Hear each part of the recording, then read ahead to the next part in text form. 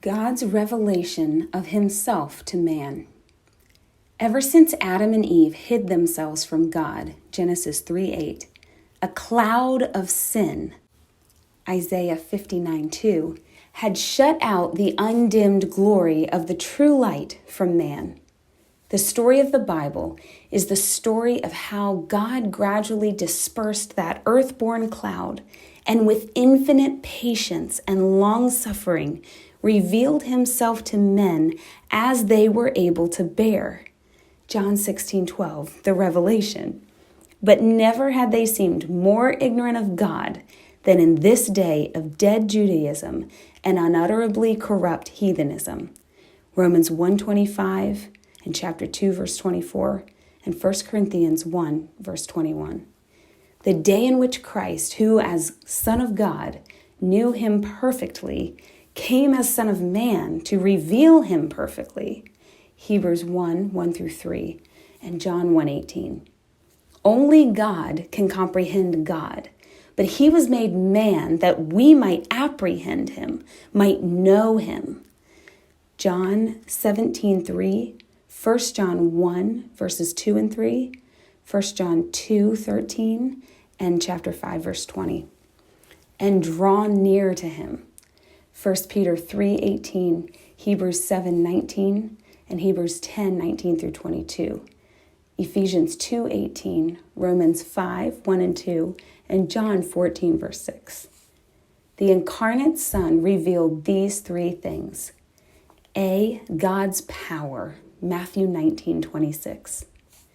B, God's glory, Isaiah 40, verse 5, and Exodus 33:18. Both had been to some extent made known already, but both had been forgotten. Romans 1:20 and 23 and Matthew 22:29. C, God's goodness and love, which men were farthest from finding out and yet most yearned after. 1 John 1:5 and chapter 4, verses 8 through 10.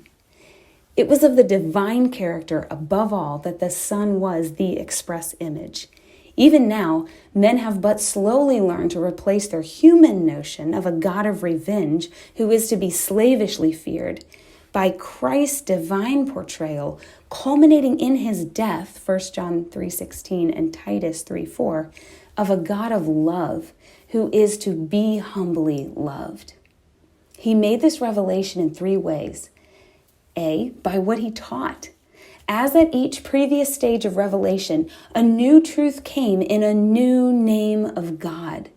Men had occasionally ventured to think of him as Father already.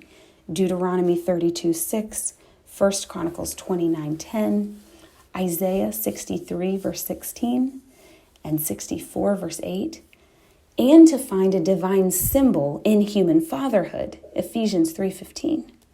But he came in the Father's name, proclaiming it clearly and constantly. John 5:43 and 17, verse 6.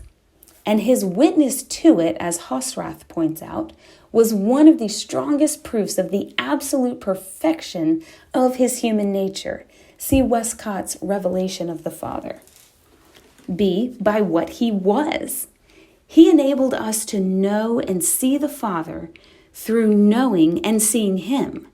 John 14:7 through 9, and Matthew 1, verse 23. His life was an unveiling of God to the eye of man's sense, that the eye of man's spirit might understand him. His incarnation is the foundation truth of our creed as a race and as individuals.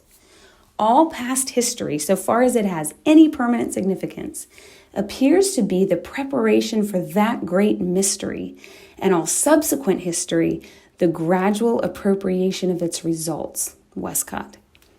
C, by giving the Holy Spirit to reveal him as he had revealed the Father. Acts 16, verse 7.